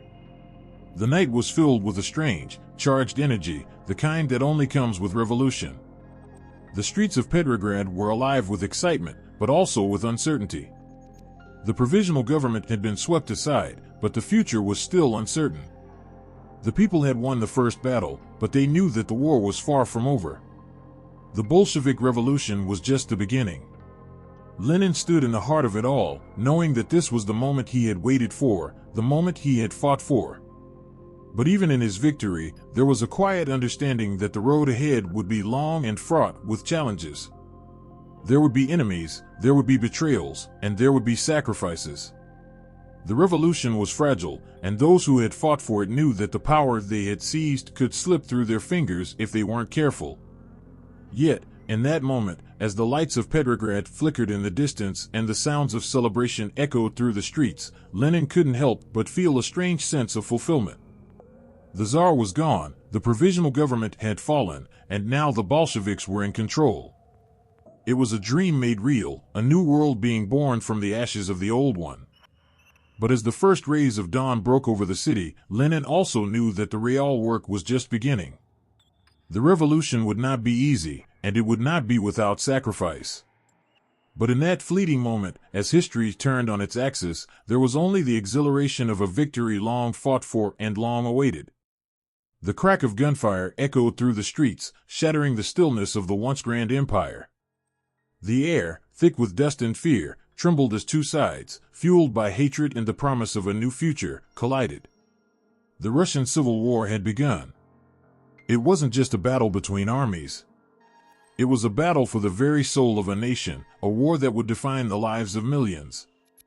In the cities, in the fields, and in the forests, blood would stain the earth, and families would be torn apart by the chaos of war.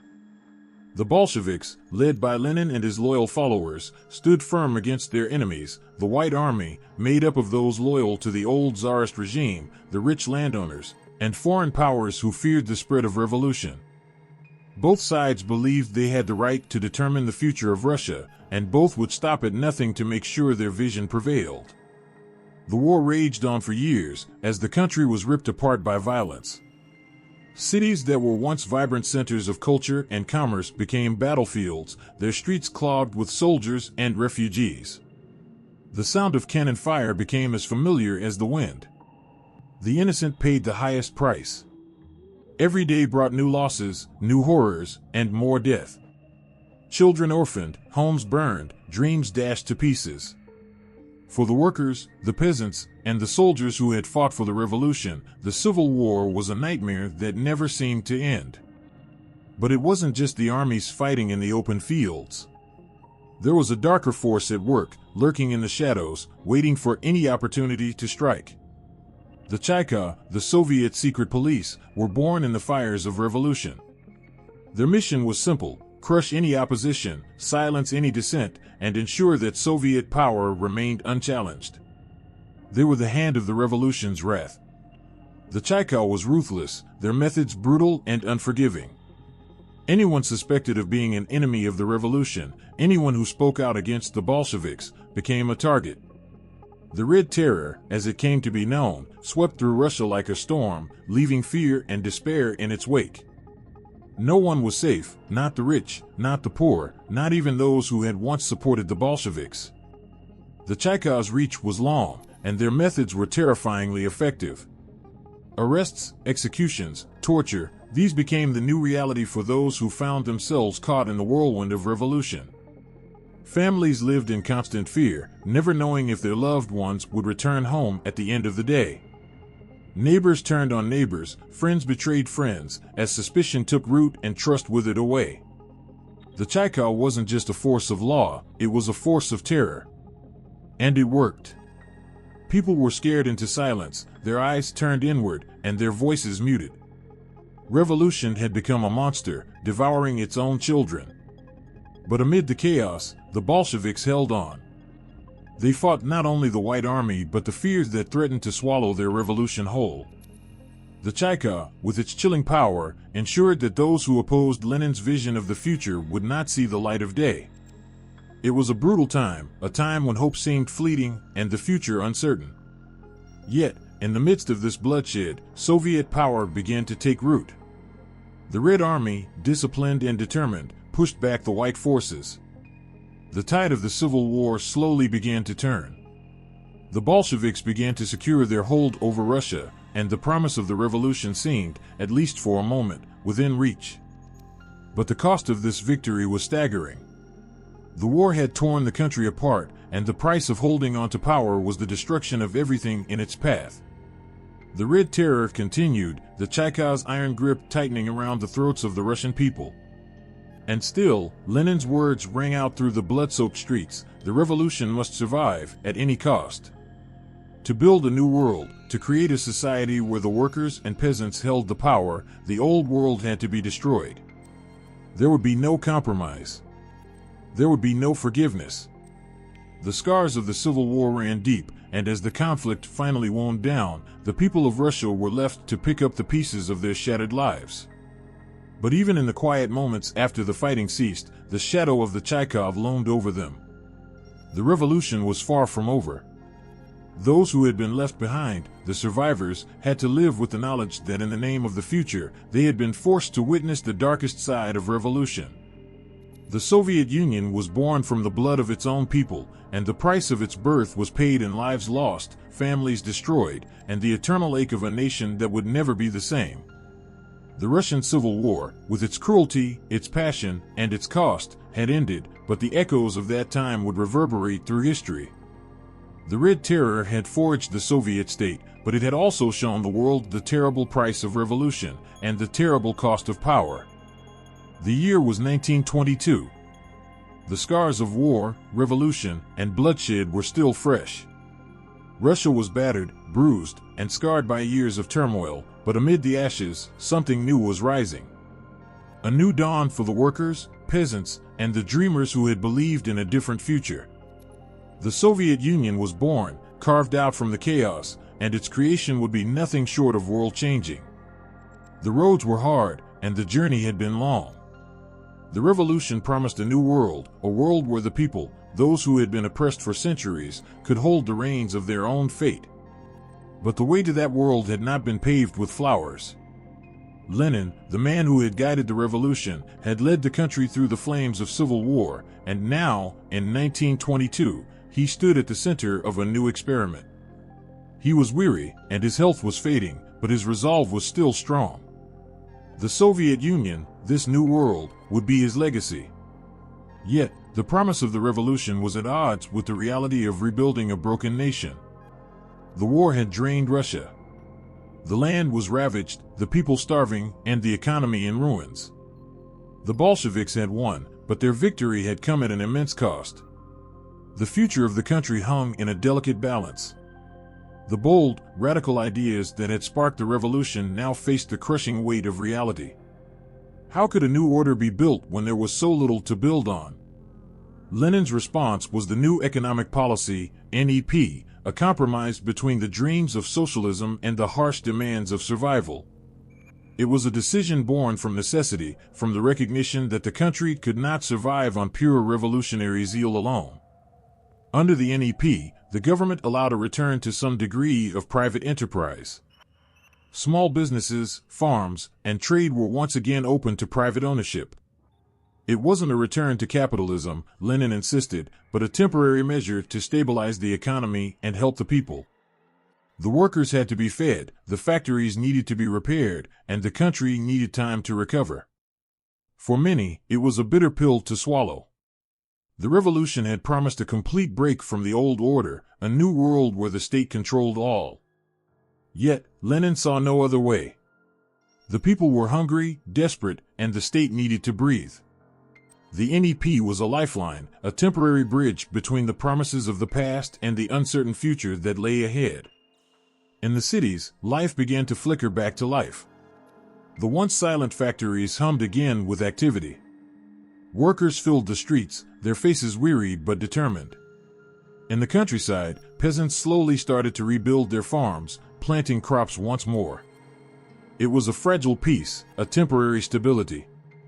The government was careful not to let go too much, and though the markets were open, the Bolshevik Party held tight control. Lenin knew that too much freedom for the private sector would lead to corruption and inequality. But, for a moment, it was enough. People began to feel hope again. Still, Lenin's health was fading. His mind, so sharp and full of vision, was slowly being clouded by illness. But even in his weakened state, he knew that the Soviet Union needed more than just policies, it needed unity. The vast land, made up of diverse peoples, languages, and cultures, had to be brought together under one banner. The creation of the USSR in 1922 was the culmination of this vision, a unified socialist state that would transcend the old Russian Empire. It wasn't just a political shift, it was a new identity being forged in the fire of revolution. The Union of Republics would be a model for the world, a testament to the power of the people rising together. But the process of unification was not without struggle. The new Soviet government had to convince the various nationalities within the former empire to buy into the vision of socialism. The Bolsheviks promised equality and self-determination, but many ethnic groups were skeptical, holding onto their traditions and seeking their own paths. Yet, slowly, the republics were incorporated, each one joining the new Soviet Union. It was an uneasy peace, held together by the vision of Lenin and the fragile bonds of the revolution. Through all the turmoil, Lenin's determination never wavered. He understood the cost of building something new, but he believed in it. He believed in the revolution and the promise of a better world. Even in his last days, as his health deteriorated and his power weakened, his words resonated. The Soviet Union, born from the blood of the revolution, would carry on his dream. It was a dream of equality, of unity, of a new world where the workers and peasants could stand tall, free from the oppression of the past. But Lenin's death in 1924 left the Soviet Union at a crossroads. The dream he had fought for, this world he had so carefully crafted, would now depend on those who would follow in his footsteps. The NEP, a lifeline for many, had been a necessary compromise, but it was never meant to be permanent. It was a fragile peace, one that would not last forever. The struggle for control, the struggle to shape the future, would intensify as new leaders rose to take Lenin's place. The heart of the revolution, however, would remain. The chill of the early 1920s still hung over Russia like a dense fog. The air was thick with uncertainty. Lenin had passed, leaving a void in his wake, and the nation, fragile from years of war and revolution, was yearning for stability. In the shadows, a man was waiting. He had been behind the scenes for years, biding his time, quietly weaving his web. Joseph Stalin had been a shadow in the background of Lenin's revolution, but now, with Lenin gone, his time had come. Stalin's rise was not quick, nor was it clean. It was calculated and ruthless, a game of power played in silence and shadows. He didn't command with a loud voice, but rather with the weight of his presence, steadily consolidating power as others faltered. By the time he finally seized control, the Soviet Union was already reeling, but Stalin was convinced that strength was the only thing that would keep the country from breaking apart. There would be no room for weakness. Under Stalin, there would be no room for dissent. And so began the era that would forever bear his mark. He introduced the 5-year plans, a series of ambitious goals aimed at transforming the Soviet Union into a major industrial power. Factories were built at an unprecedented pace, as if the very heart of the nation was being pumped full of industrial blood. Cities that had once been small, rural outposts blossomed into concrete jungles of steel and smoke. The sounds of hammers and machines became the soundtrack of Stalin's new Russia. But it was not an easy path. For all the promises of progress and a future bright with industry, the cost was unimaginable. In the countryside, the peasants were forced to give up their land. The idea was simple: collectivization would unite the land, creating large farms that could feed the growing population and fuel industrial production. But the reality was a nightmare. Stalin's decree turned the lives of millions upside down. The land, which had been a source of pride and sustenance for generations, was now taken from them. The government demanded quotas that were impossible to meet. Those who couldn't meet the demands were branded as enemies of the state. In the vast fields, there was more than just a struggle for food, there was a fight for survival. Resistance was met with violence. Families were torn apart, homes burned, and lives destroyed. The blood of peasants was spilled as they were forced into collective farms at gunpoint, and millions of them died from starvation, execution, or exile. Stalin's vision of progress had left devastation in its wake. He demanded results, no matter the cost. But as the land bled, so too did the hearts of the people. The purges of the 1930s would sweep across the country like a storm, and no one would be spared. Stalin's grip on power was tight, and he feared betrayal at every corner. He ordered the execution of thousands, both real and imagined enemies, and no one was safe. Old friends, comrades, and even family members were dragged into the night, never to be seen again. Stalin had become a man so consumed by power and paranoia that he saw threats everywhere. The purges became a dark period in the history of the Soviet Union, an era when fear seeped into every corner of society. It wasn't just the political elite who were targeted, it was anyone who was deemed a threat, no matter how small. Soldiers, intellectuals, artists, and even innocent bystanders were rounded up, tortured, and killed. The prisons were overcrowded, the labor camps swelled with the bodies of the accused. The people had no way to know who to trust, who to love, or who might be watching. Every glance, every whispered word, could lead to a life in the gulag, or worse, an untimely death. The terror was unrelenting. And yet, even in the midst of this nightmare, Stalin's power grew. Under his hand, the Soviet Union industrialized, and the country became a force to be reckoned with on the global stage. But the price was steep. Every brick of steel, every factory built, was soaked in the blood of the innocent. As the purges continued, the darkness around Stalin deepened. No one dared speak out. The propaganda machine was in full swing, creating a godlike image of Stalin that the people were forced to worship. His image was everywhere, on posters, in the streets, in the halls of power. It was as if he had become the very air they breathed, a force so powerful that no one could imagine life without him. But beneath the surface, the cracks were beginning to show. The fear, the suffering, the loss, it was too much to carry. By the time the purges ended, the Soviet Union had been reshaped. Stalin had remade Russia in his image, a nation built on blood and fear. The scars would remain, etched into the hearts and minds of those who lived through it. The legacy of those years would continue to haunt generations to come. Stalin's era would forever be remembered as one of the darkest times in Russian history. His name would be synonymous with terror, but it would also be remembered for the way he rebuilt the country, with his iron will and at the cost of so many lives. The paradox of his reign would never be fully understood, a nation modernized, made strong, but only at the expense of the very people who had built it. The shadows of the past would stretch long, and even as the Soviet Union grew, the wounds of the Stalin era would never fully heal. The winter of 1941 was like no other in Russia's long and painful history. The chill was sharp, and the snow fell like ashes, blanketing the land in a suffocating silence. But beneath the white veil, something far darker was unfolding. The world was at war, and for the Soviet Union, the battle would be fought not just with weapons, but with the very soul of the nation.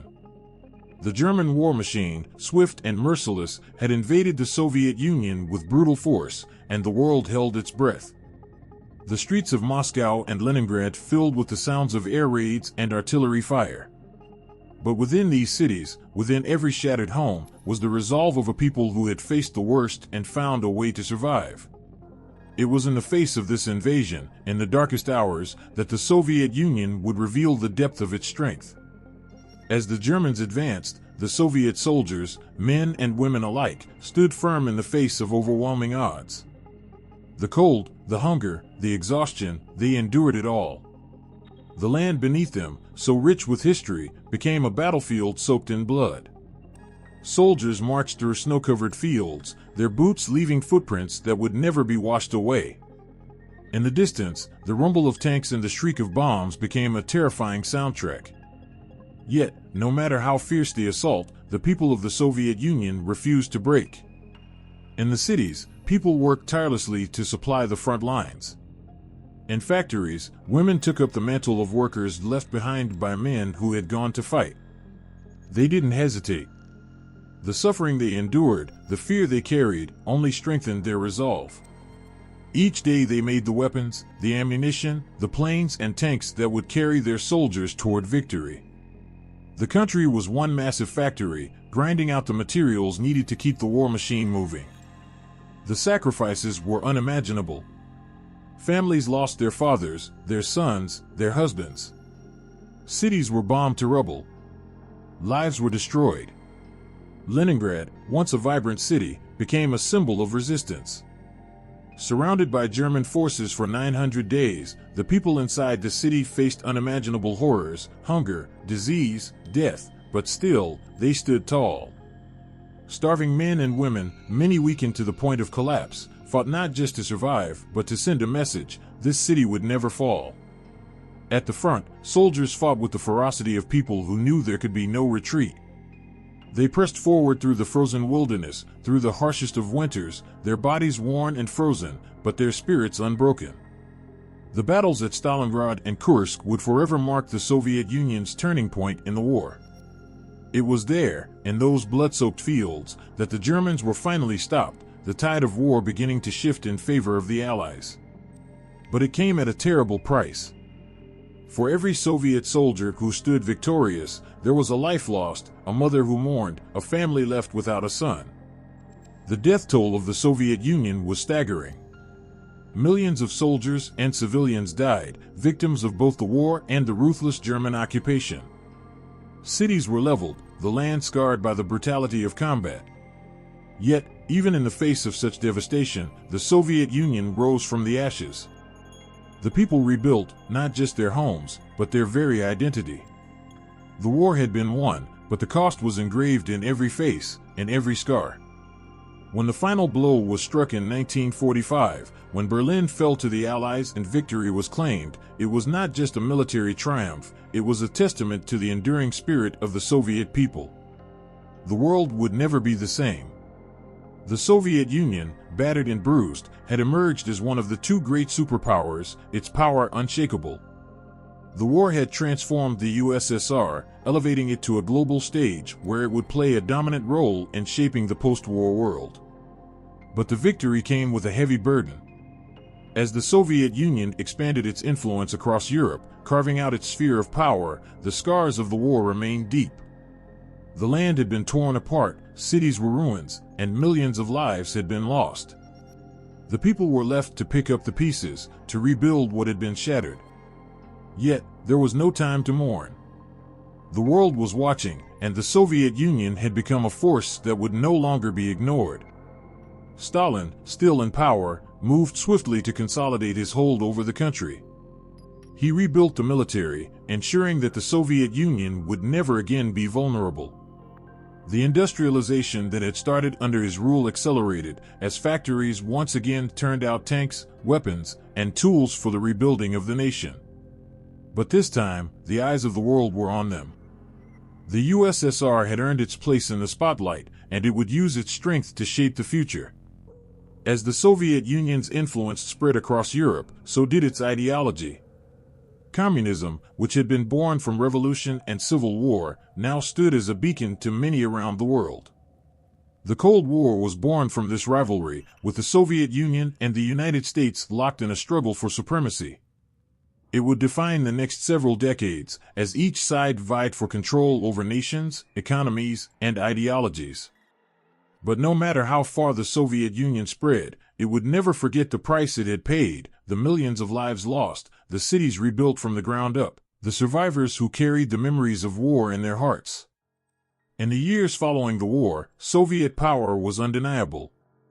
The USSR had achieved what many thought impossible, standing victorious in the face of unparalleled destruction, rebuilding its strength, and emerging as a global superpower.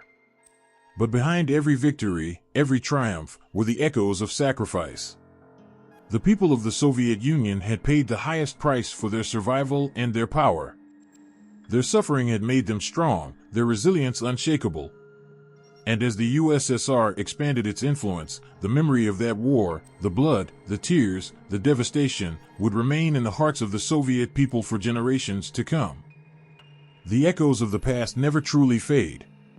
They linger, whispering through time, shaping the lives of those who come after. In the vast, sprawling land of Russia, every stone, every shadow holds a memory. From the gilded palaces of the Tsars to the iron will of the Soviet Union, history has carved its story deep into the soil and the souls of its people. It is a story of ambition, suffering, triumph, and loss, a story that refuses to be forgotten. In the grand halls of St. Petersburg, sunlight filters through ornate windows, casting golden patterns on marble floors. These palaces, remnants of imperial splendor, stand as silent witnesses to a time when Russia sought to assert its greatness on the world stage.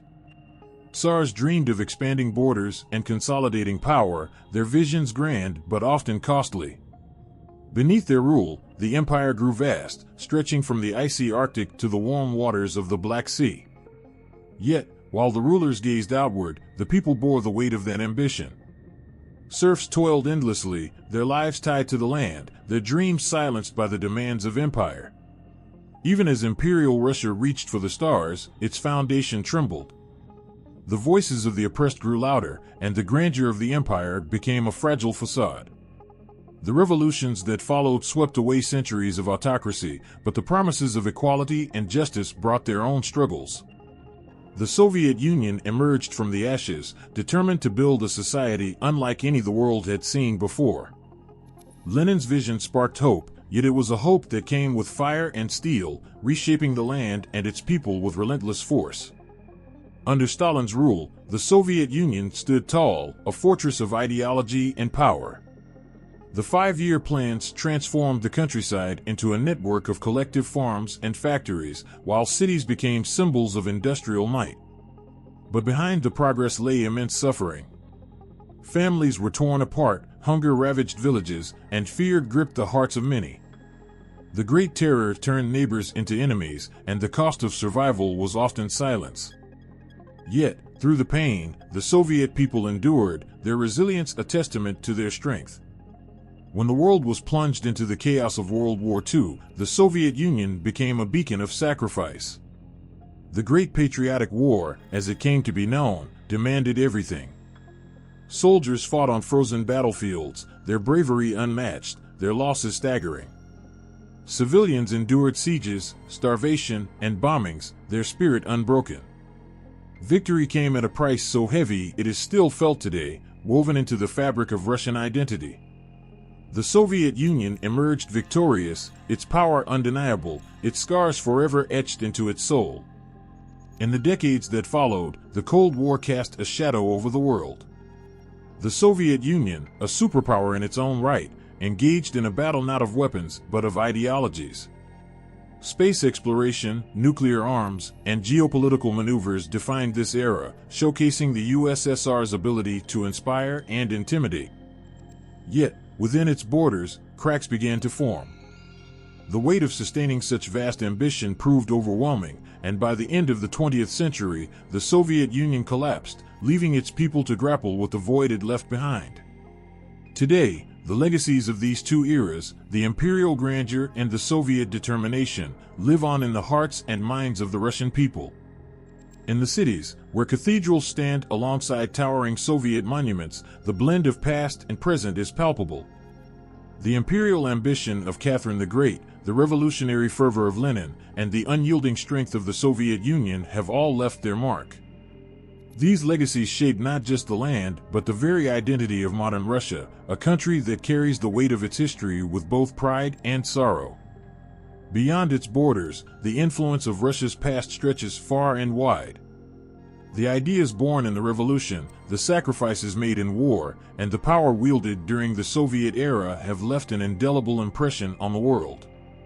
Nations look to Russia with a mixture of awe and caution, understanding that within its history lies a lesson in resilience and transformation. The world cannot look at modern Russia without seeing the shadows of its past, shadows that both inspire and warn. As the years go on, the story of Russia continues to unfold, shaped by the echoes of its imperial and Soviet legacies. The struggles and triumphs of the past are not forgotten, they are carried forward, guiding and challenging those who inherit the weight of history.